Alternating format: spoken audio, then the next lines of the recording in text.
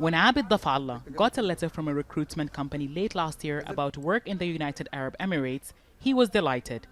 He would be able to send money back home to help his family. He applied for a job as a security guard and was taken on by an Emirati company called Black Shield. But when he arrived in Abu Dhabi, he was in for a shock. We were taken to a military camp and given training on how to handle heavy weapons. Most of our supervisors were Emiratis. It was not the type of training you'd get for a job as a security guard. When I asked why we were being trained on heavy weapons if we were supposed to work as security guards, they said we could be sent to Libya or Yemen to protect Emirati installations. ABID is now back in Sudan after a campaign by the families of those who were recruited.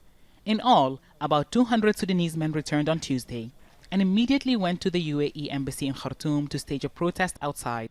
They say hundreds of their fellow Sudanese are still either in the Emirates at training camps or in Libya. The recruitment company in Sudan has refused to comment. Hundreds of young Sudanese men thought they were going to be security guards in the UAE when they were taken on by Black Shield. Their families say they quickly discovered they were expected to fight as mercenaries in the wars in Libya and Yemen. They're now appealing to the Sudanese government to use its influence with the United Arab Emirates and bring all their sons home. Sudan's Ministry of Information says it's aware of the issue and is working to ensure the safety of all of those who were recruited. Communication is ongoing. Some of the youths who are in the camps in the UAE have come back.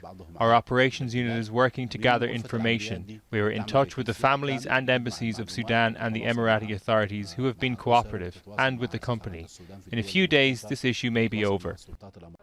NADIA Omer's son was one of the first to take up the offer of a job. We have nothing besides crying and tears. This is not how I usually sound. It's because of all the crying. People console me and say he's not dead. And when he started messaging us, I told his sister to write and say, Luai, if you're in Libya, come back. A sentiment shared by many other mothers who say no amount of money is worth more than having their sons safely back home. Hiba, Al Jazeera, Khartoum.